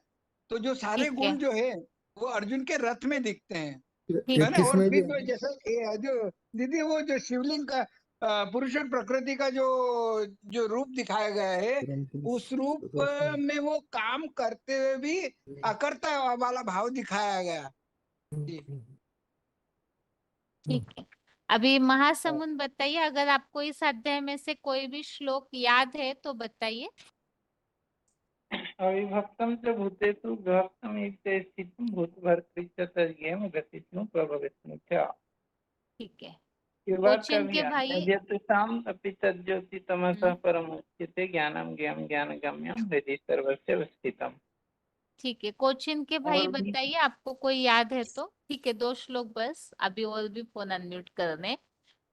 अविभक्तं च भूतेषु विभक्तमिव च स्थितं बोधवत्तु च भूतेषु बोधवत्तु प्रज्ञेयं आप बताइए 2, हाँ बताइए विशिष्णु बताइए। प्रभविष्णु च। 2 4 5 4 8 आप बताइए। हाँ, हम तो बताया था जो ज्ञान जत ज्ञान जत तत्प्रभु कहीं जज्ञाता अमृत सुन न अनादि मत परम ब्रह्म न सतन असत बताया था। और तो होगा जो अविभक्त भूतेषु विभक्त अविवस्थित भूत भूत न च तत्ज्ञान ग्रासीचुन प्रभव इसमें इंदौर आप बताइए। ये भी होगा वहाँ। यदि वो पतिधन का जो पतिधन का राजा है, जो भगवान ने जिसको चूज करा, जो क्षेत्र क्या वो कामी काटा उसको श्लोक बिना देखे बताइए, कोई भी 2 श्लोक जो आपको याद है। हाँ इदं जी, शरीरम कौन्ते क्षेत्रमिति विद्यते अभिधीयते एतत् य दीयते एतत् य वेति इह प्राहु क्षेत्रज्ञ। दीदी आगे को भूल गया। अच्छा ठीक है। हैदराबाद आपको आता है तो बताइए। उपद्रष्टा हनुमंता च भर्ता भोक्ता महेश्वरम परमात्मा इति च अपि उक्तम देह अस्मिन् पुरुषः। हाँ जी, 4783 आप बताइए। हाँ, प्रकृतिम पुरुषम चैव विधि अनादि उभोपि विकारांश्च गुणाश्चैव विधि प्रकृति संभवान। और पुरुष प्रकृति स्थितो ही भुक्ते प्रकृति जान गुणान कारण गुण संगस्य सदा सदु निजन्मसु। ठीक है, सूरत आप बताइए। हाँ जी, त्रिरथेषु वैराग्यम अनहंकार एव च जन्म मृत्यु जरा व्याधि दुख दोषानुदर्शनम ज्योतिषाम अपि तज्ज्योति तमसम परम उच्यते ज्ञानम ज्ञेयम ज्ञानम गम्यम इति सर्वस्य विष्ठितम्। ठीक है, अगले बार के लिए प्रकृति और पुरुष के जो भी टॉपिक के श्लोक है, कम से कम जो आत्मा संबंधी श्लोक समझाने के लिए जन्म मरण के चक्र की बात संबंधित उन श्लोकों को याद करके रखिए। ठीक है, 13 अध्याय में बहन जी। हाँ जी, 13वें अध्याय में। ठीक दीदी है, उसमें अभी ये हाँ जी, एक फर्स्ट श्लोक, सेकंड श्लोक, उसके बाद फोर्थ श्लोक और फिफ्थ श्लोक, है ना। हाँ जी, हाँ, जन्म मरण के चक्र संबंधित जो हम बता सकते हैं ऐसे, हाँ जो चक्र से छूटने का उपाय भी और चक्र में आने से क्या कारण बनता है, इन सब बातों को समझाने जैसे। ये प्रकृति पुरुष में है 19 20 19 21 20 हाँ, उसके बाद 19 फिर जो 23वां श्लोक भी है, और आत्मिक स्थिति की प्रैक्टिस के हिसाब से 24वां श्लोक भी है। हाँ जी। ये श्लोक तो जो मेन है वो तो याद कर। ठीक, अभी आप सभी को म्यूट कर रहे हैं। ओम शांति। ओम शांति। बाकी 13वें अध्याय के अर्थों को जरूर बीच बीच में पढ़ते रहिए ताकि आगे के हिसाब से भी बिना देखे उत्तर देने की प्रैक्टिस हो सके। आगे अभी अगले फोन अनम्यूट किए जा रहे हैं।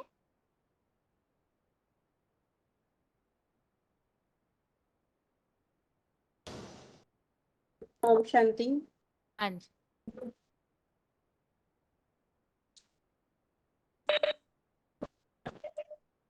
दीदी ओम शांति। ओम शांति। छोटे फोन से जिनका अनम्यूट हुआ है अपना रोल नंबर बताइए। छोटे फोन से जिनका फोन अनम्यूट हुआ है अपना रोल नंबर बताइए।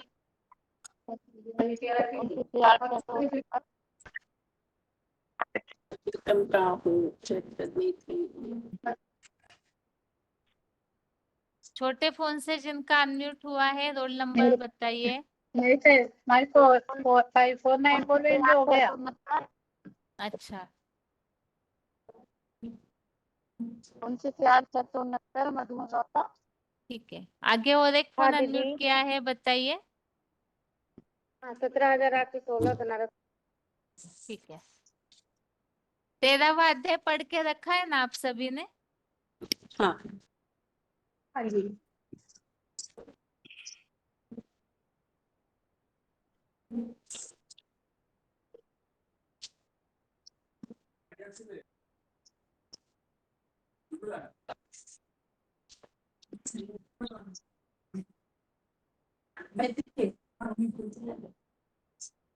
ठीक है, पहला प्रश्न है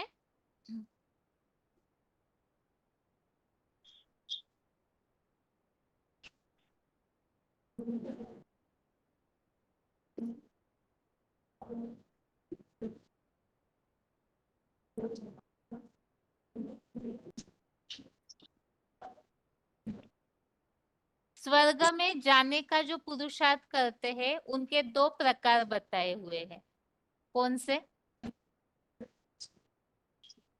स्वर्ग में जाने का पुरुषार्थ करने वालों के 2 प्रकार बताए गए हैं। कौन से? स्वर्ग में जाने के पुरुषार्थ। दीदी हाँ जी, बताइए माता जी। हाँ, 2 प्रकार है। एक तो जो साकार रथ में जो आते हैं उनका मैंने 17 रजतम जो आते हैं वो शरीर उनको पूरा जानना, उनका शरीर का जो है उनको पूरा जानना और आत्मिक स्थिति में स्थित होना। और यही तो है। दीदी मैं बताऊँ? बताइए। दीदी मैं बोलूँ?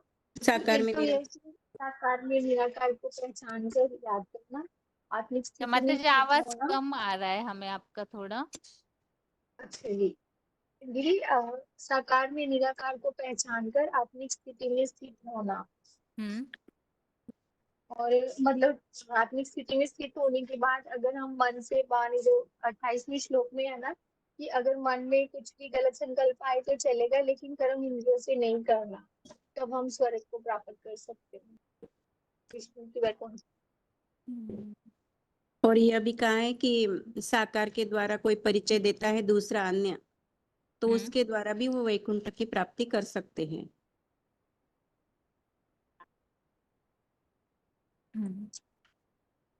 ठीक है, किस श्लोक में आया है इसका उत्तर? 13 का 28। 13 के 28 में वैकुंठ पद की प्राप्ति।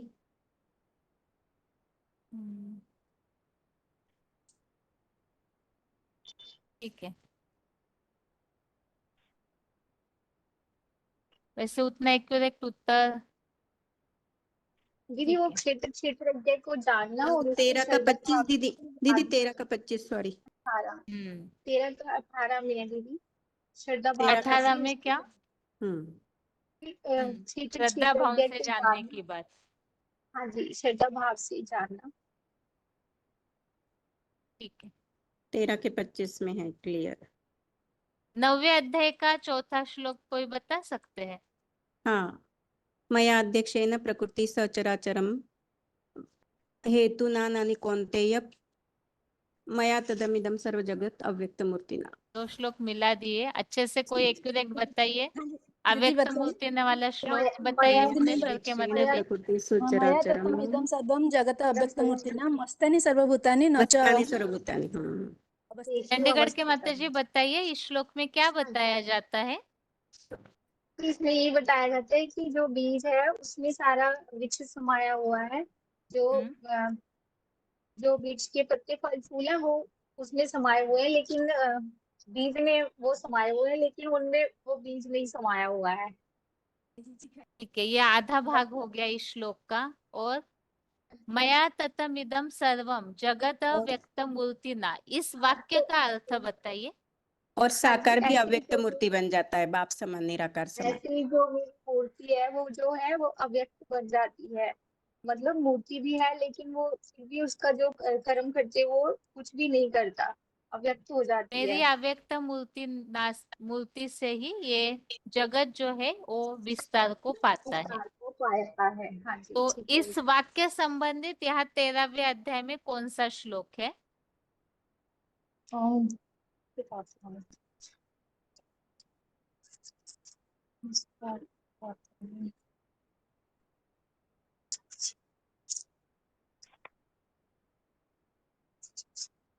रोहतक के माता जी बताइए। दीदी 27वां है ये, समम सर्वेषु भूतेषु तिष्ठन्तम परमेश्वर। और 20वां भी है दीदी, 26वां।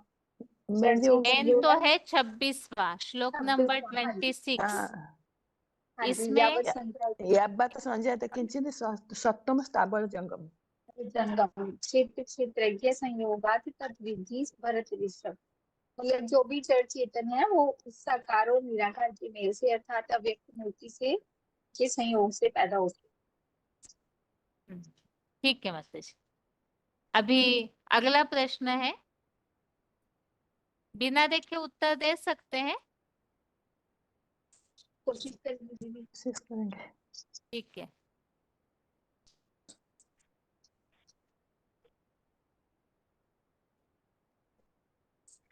तेरहवें अध्याय के पहले श्लोक में क्षेत्र किसे कहा गया है? अर्जुन के शरीर को। अर्जुन का शरीर रूपी रथ। ठीक है।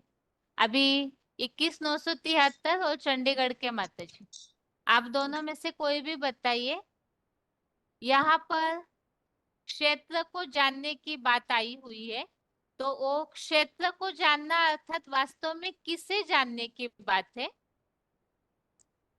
दीदी दीदी वो जो क्षेत्र है जिस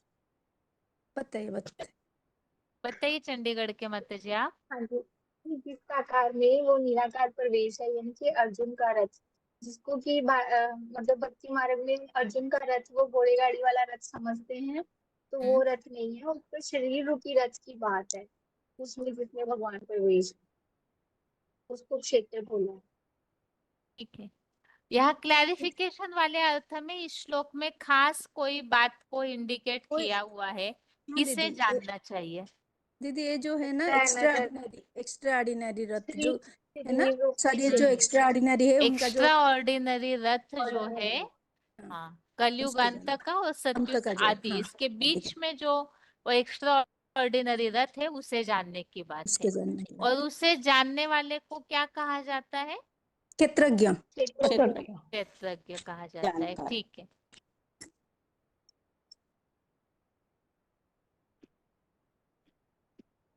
मुरली में बाबा बोलते हैं शिव बाबा जो है वो त्रिकालदर्शी है।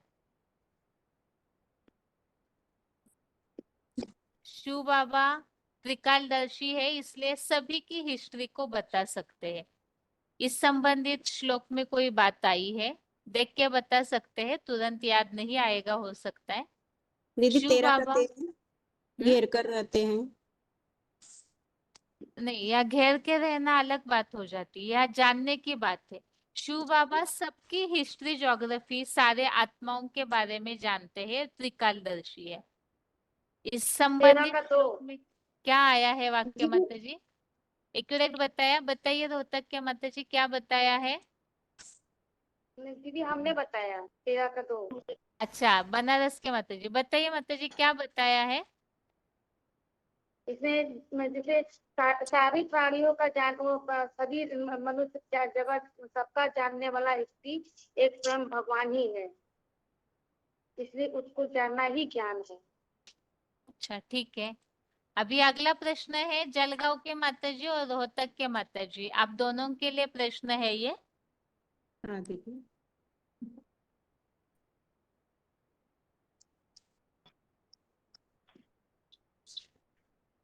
अर्जुन रथ का जो स्वभाव है वो स्वभाव कैसे बताया है? धीट, निर्लज्ज, और मार्शल, और बदला लेने का स्वभाव, हिसाब किताब चुकता, बदला लेने का स्वभाव है, वो बदला लेने के स्वभाव में कोई शब्द प्रयोग किया है? और एक नाग, क्यों बताया है बदला लेने जैसा नाक स्वाभाविक? क्योंकि बदला लेने जैसा नाक स्वाभाविक क्यों बताया है? नाग जैसे माना बाबा कहते हैं ना कि हम तो समाज में रहते हैं लेकिन फिर भी समाज के विरुद्ध दिशा में, इसके लिए दीदी नाग विरुद्ध दिशा में चलता है। नहीं माता जी, यहाँ अलग वैसे अभी याद नहीं आ रहा होगा, किसी को याद आ रहा है नाग स्वाभाविक क्यों बताया था बाबा ने? पॉइंट हमने सुना है इस संबंध में। हाँ दीदी, जैसे मैं बताऊं, जैसे बाबा ने हाँ बोला ना कि जैसे नाग है, जब कहते हैं ना कि जब वो मरता है तो उसकी आंख में जो मारने वाले की तस्वीर रह जाती है, तो फिर वो उससे मतलब अगले जन्म में या कैसे मतलब बदला लेता है, जैसे उसने जो बुरा करते हैं तो फिर उनके उसका बुरे कामों का परिणाम भी देते हैं। हाँ, तो यहाँ तो यहाँ ये क्या बाबा ने टैली किया था? ये याद आ रहा। अच्छा, किसी को याद आ रहा है? भुवनेश्वर की माता है। जी बहन जी, वो जो हम तो गंधर्व जो गांव इसमें बताया कि सबका मतलब अहंकार को नहीं जुटाने माता के जी, ये बाद प्रसंग अलग हो गया है अहंकार का। यहाँ प्रश्न ये पूछा कि बदला लेने वाला नाक स्वाभाविक क्यों बताया हुआ है? ये दीदी ये होगा ऐसा। जैसे जैसे जैसे को तैसे जो सठे सठे समाचरण, यही बात है क्या दीदी? हाँ ठीक है, बाबा ने ऐसे बताया था बदला लेने का नाक स्वभाव, जैसे अभी चंडीगढ़ के माता जी ने बताया, सांप जो है उसके आंख में छवि छप जाती है मारने वाले की, तो वो बदला ले लेते हैं। कई बार जैसे सांप अगर बच जाता है, मर नहीं पाता है, तो बदला लेता है, पीछा करता है उस व्यक्ति का। तो इस तरह से बाबा ने यहाँ बताया कि जैसे सांप बदला लेने वाला होता है, इसी तरह से धर्मराज बन करके एक एक का हिसाब चुकतो कराएगा। वो सभी को, जो बाबा ने बोला ना कि अभी धर्मराज सबका एक एक को देख रहे हैं चित्रगुप्ता के रूप में, और अंत में फिर एक एक का 100 गुना गिनाएंगे, तो उनके आंख में मतलब बुद्धि में सबके कर्मों की छाप पड़ जाती है, तो वो उसका बदला लेते हैं, अर्थात उतनी सजा कायम हो जाती है। इस हिसाब से वो पॉइंट एक नाग स्वभाव के लिए ऐसे पॉइंट चला था। अभी अगला प्रश्न है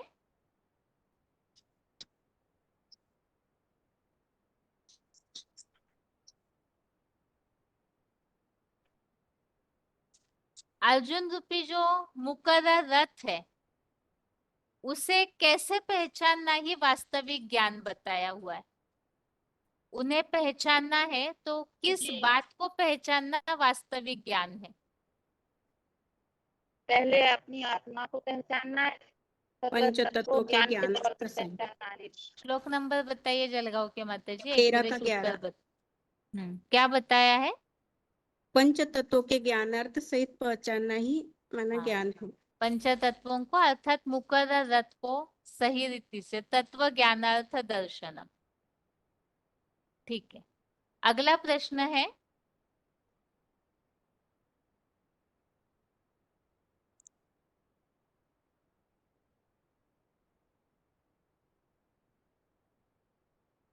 महामृत्यु के समय कौन सी बात को या किस रूप को देखने की बात को सही देखना बताया हुआ है?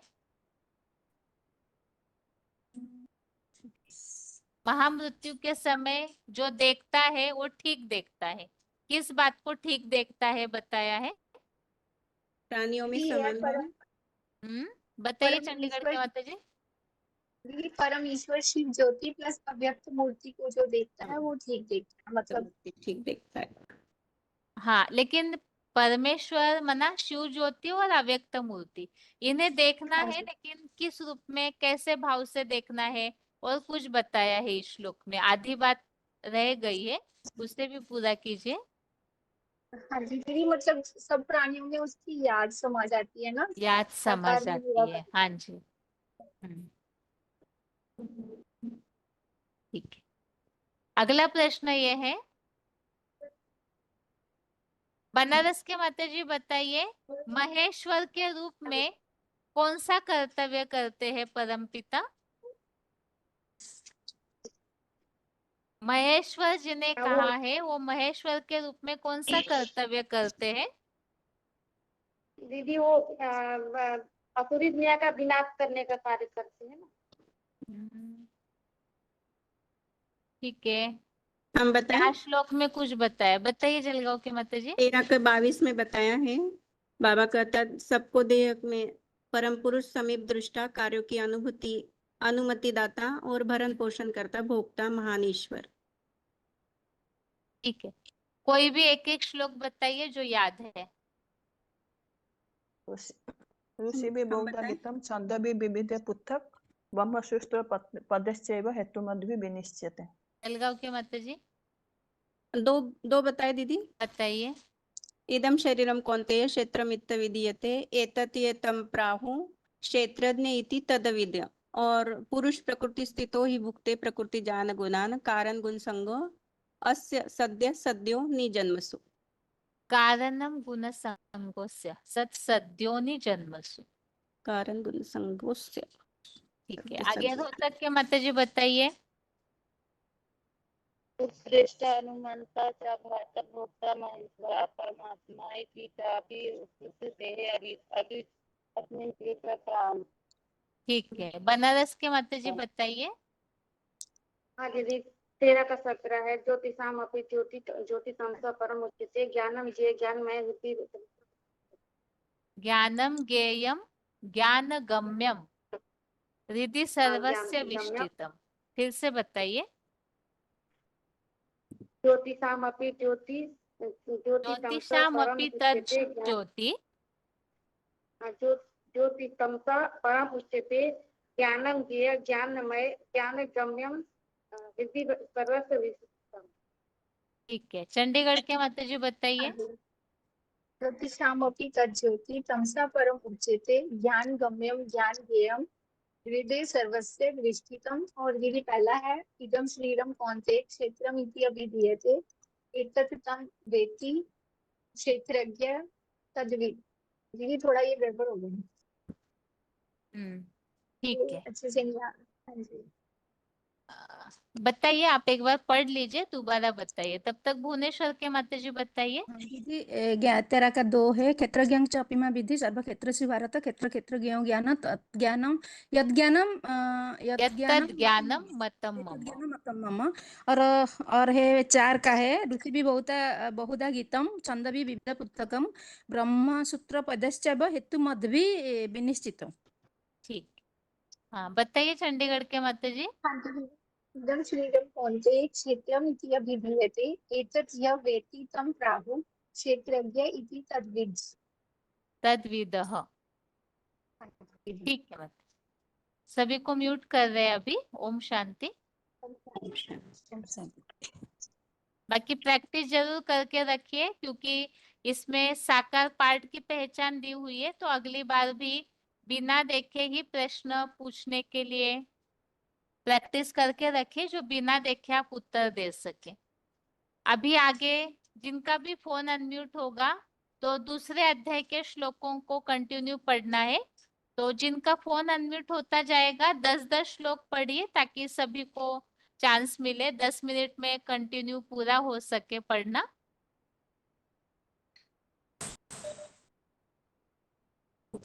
एक किताब से थोड़ी दूर हूँ। पढ़िए। हाँ, बुक से थोड़ी दूर चली गई थी, हाँ मुझे हाँ लगा ठीक है। जस्ट हाँ, संजय उवाच तं तथा कृपया आविष्टम् अश्रुपूर्णाकुलक्षणं वेशिदन्तम् इदं वाक्यम् उवाच मधुसूदनः। भगवान् उवाच कुतस्त्वा कश्मलमिदं विषमे समुपस्थितम् आर्यजुष्टम् अस्वर्ग्यम् अकीर्तिकरम् अर्जुन।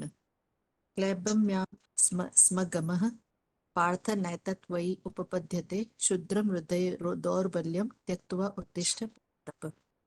अर्जुन उवाच कथं भीष्मम् अहं संख्ये द्रोणं च मधुसूदन इषुभिः प्रतियोत्स्यामि ऊर्जारो अरिसूदन।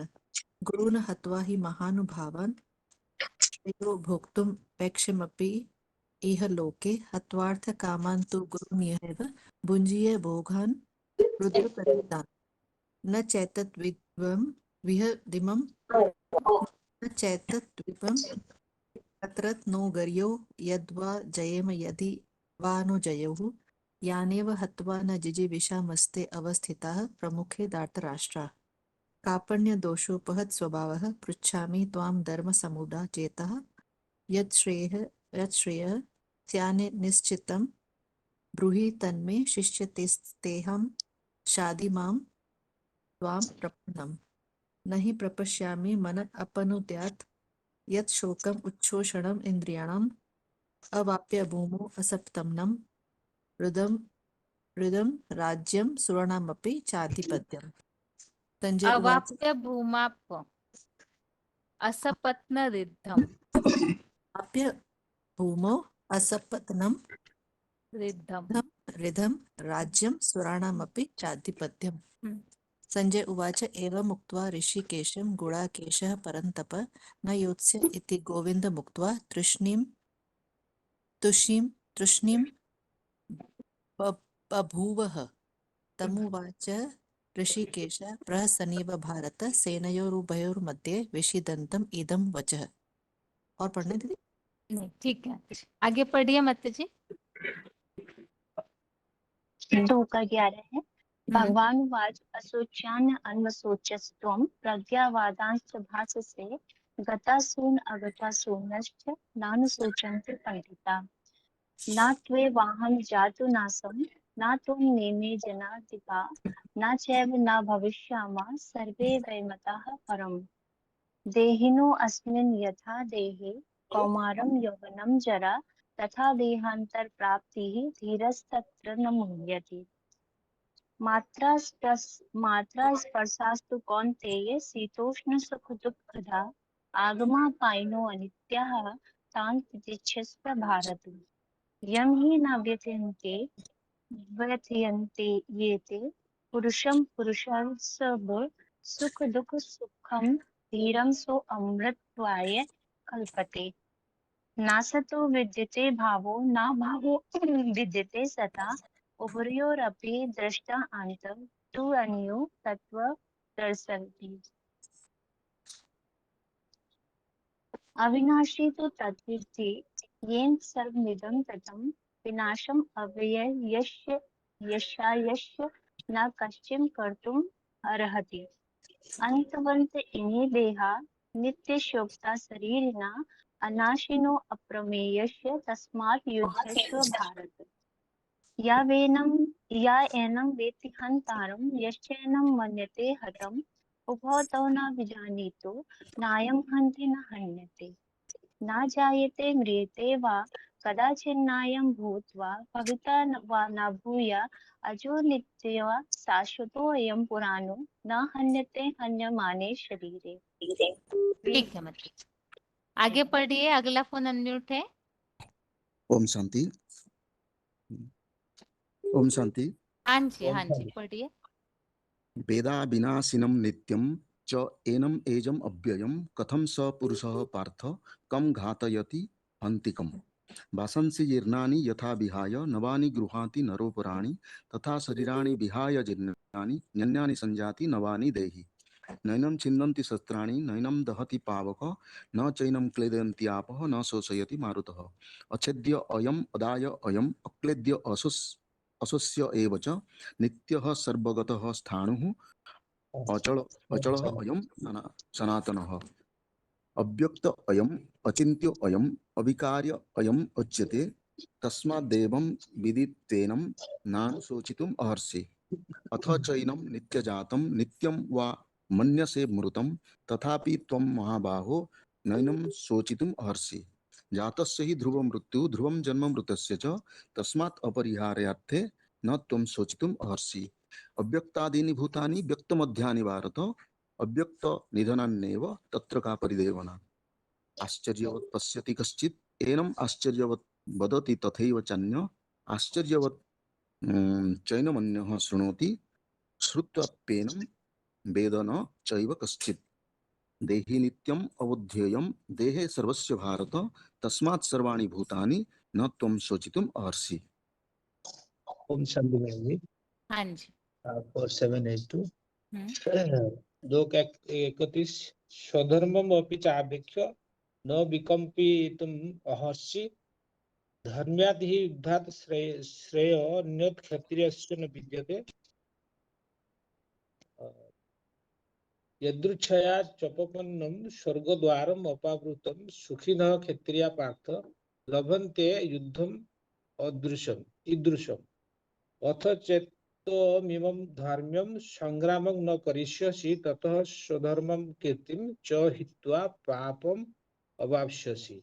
अकीर्तिं चापि भूतानि कथयिष्यन्ति ते व्ययां स्वभावितस्य च कीर्तिः मरणादतिरिच्यते।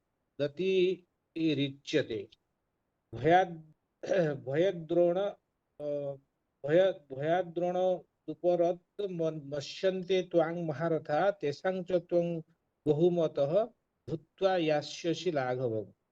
अवाच्य वादांश्च बहून् वदिष्यन्ति तवाहिताः निन्दन्त तव सामर्थ्यं ततः दुःखतरं नु किम्। हतो वा प्राप्स्यसि स्वर्गं जित्वा वा भोक्ष्यसे महिं तस्मादुत्तिष्ठ कौन्तेय उद्धाय कृतनिश्चयः। सुखे दुःखे समकृत्वा लाभालाभ जयाजयो ततोजुद्धायस्य नैवं पापम् अवाप्स्यसि। यसा ते अभिहिता सांख्ये बुद्धिर्योगे तु इमां शृणु बुद्ध्वा युक्तः यया पार्थ कर्मबन्धं प्रहास्यसि। न इह अभिक्रमनाशस्ति प्रत्यवाय न विद्यते स्वल्पम अप्यस्य धर्मस्य त्रायत महत् भयात्। और पढ़ेंगे मैम जी। ठीक है, आगे पढ़िए माता जी। ओम शांति दीदी। ओम शांति, पढ़िए। व्यावसायिक यात्मिका बुद्धि रेकेह कुरु नंदन बहुशाखा हंताश्च बुद्धि योग व्यवसायिनम इनाम। यामिमा पुषितया वाचा परोदन्ति स्थित वेदवा दरता पार्थ नान्यादस इति वादिना। कामात्मा स्वर्गपरा जन्म कर्म फलम परदम क्रिया विशेष बहुलाम भोगैश्वर्य गतिम प्रति। भोगैश्वर्य पशाक्नानं तयापहत चेतसाम व्यावसायिक आत्मिका बुद्धि समाधौ न विधीयते। तर्गुण्य विषय वेदा निस्त्रिगुण्य भवजुन निर्गंत नित्य सत्यस्थ निर्योग क्षेम आत्मवान। यवन अर्थे उदरपाने सर्वत्र संपुलदके तान्वान सर्वेषु वेदेषु ब्रह्मांडस्य विदो जना। कर्मण्येवाधिकार अस्ते मा फलेषु कदाचन मा कर्म फल हेतुर्भूर्मा ते संगोस्तो कर्मणि। योगस्थ कुरु कर्माणि संगत्याग धनंजय सिद्ध्या सिद्ध्यो समभूत्वा समतो योगोच्यते। दूरेण अवसर कर्म बुद्धि योगा धनंजय बुद्धो शरण मन्विन्छ कृपणा फल हेतु छ। बुद्धियुक्त जातीय उभयेषु कृत दुष्कृत तस्मात् योगाय युजसो योग कर्मसु कौशल। कर्मजम बुद्धियुक्ता हि फलम त्याक्ता मनीषिरा जन्म बंध विमूर्ता पदम गच्छन्ते नामहम्। Hello hello. हाँ जी, पढ़िए माता जी मानसा के। हाँ एक जी। मिनट, 1647 माता जी आप कहाँ के हैं? 16743 भैरवा। अच्छा ठीक है माता जी, आगे पढ़िए। कर्मजं बुद्धि युक्ता हि फलं त्यक्त्वा मनीषी नाम जन्म वंद विनुर्मुक्ता पदम गच्छन्त्य अनाम्यम। यदा ते मोकलीलं बुद्धि व्यतितरिष्टि तदा गन्धासि निर्वेदं श्रोतव्यस्य श्रुतस्य च श्रुतिः प्रतिपन्ना ते यदा स्थायति निश्चला स्मादोचला बुद्धि योगा बुद्धिस्तदा योगम अवापस्यसि स्थित प्रगस्य कापाशा समाधिस्थस्य केशवा स्थितिः किं प्रभाषेत किम् आसीत् वर्जेत किं प्रजाति यदा कमान् सर्वात् पात् मनोगतान् आत्मनि एव आत्मना तुष्टः स्थित प्रगस्य तद उच्यते दुखेषु द्विगुण मना सुखेषु विगत विस्प्रिया वितराग भय क्रोधे स्थिति मनु उच्यते यतर सर्वत्र अन्वी स्नेहा स्नेहा ततत प्राप्य शुभा शुभम ना विनंति ना देष्टि ना द्वेष्टि तस्या प्रज्ञा प्रतिष्ठा यदा संहर्ते चायं तुर्ना अंगीम सर्वशा इंद्रियाणि इंद्रस्य अर्थ्य तस्य प्रज्ञा प्रतिष्ठता विषय विनिवर्तन्ते निरहारस्य देहिना रसवर्जनं रसो अपि अस्य परम दृष्ट्वा निवर्तन्ते यततो हि अपि कौन्तेय पुरुषस्य विपश्चिता इंद्रियाणि परमथानि हरन्ति परसवं मना तानि सर्वाणि सैन्ययुक्त शीतमता परा वशे हि यस्य इंद्रियाणि तस्य प्रज्ञा प्रतिष्ठा ध्यातो विष्टान पुष्टा संगतेषु उपजायते संगा संजायते कामा कामात् क्रोधो अभिजायते क्रोधात् वक्ति सम्मोहात् सम्मोहात् स्मृति विभ्रमा स्मृति विशांत बुद्धिनाशो बुद्धिनाशात् प्रणश्यति राग द्वेष वियुक्ते तु विज्ञान इंद्रिय आचरण आत्म वशे विधेय आत्मा प्रसादम अधिगच्छति प्रसादे सर्व दुःखानां हान्यस्य उपजायते संचेषो ह्राशु बुद्धि पर्यवतिष्ठति नास्ति बुद्धिर्युक्तस्य नायुक्तस्य भावना न च भावता शांति शांतस्य कुतः सुखम इंद्रियाणां हि चरतां यत् मनो अनुविधीयते तदस्य हरति प्रज्ञां वायुर्नाभम् इव अम्बसि तस्मात् तस्य महाबाहो निगृहीतानि सर्वशः इंद्रियाणि इंद्रियेभ्यः अस्य तस्य प्रज्ञा प्रतिष्ठिता जानिशा सर्वभूतानां तस्यां जागृति सेमि जस्यां जागृति भूतानि सा निशा पश्चिमना अपूर्यमानम् अचल प्रतिष्ठं समुद्रम् आपा प्रविशन्ति यत्वत् यत् कामान् यं प्रविशन्ति सर्वे शान्ति आपनोति न काम कामे विहाय कामान्य पुनाम सर्वान् पुनाम चरति निस्पृहा निर्ममो निरहंकारा सा शांति अधिगच्छति एषा ब्राह्मी स्थिता पार्थ नैनं प्राप्य विमुहति स्थित्वा अस्याम अंतकाले अपि ब्रह्म निर्वाणम रिच्छति। ठीक है माता जी, थोड़ा सा माता जी ना ध्यान देना होगा। कहीं कहीं ऐसे हो रहा है कोई शब्द छूट जाता है, या तो जैसे कहीं उच्चारण में म है तो वो छूट जाता है, तो उससे ना थोड़ा सा श्लोक सुनने में अलग महसूस हो जाता है। तो आप थोड़ा सा जैसे स्लो पढ़ेंगे ना तो आपको समझ में आएगा, कहीं कहीं छूट जाता है जो उच्चारण, वो ठीक हो जाएगा। हाँ जी दीदी ठीक है मैम। ठीक है। आगे अगला फोन अनम्यूट है, रोल नंबर बताइए अपना। आगे अगला फोन अनम्यूट है, रोल नंबर बताइए।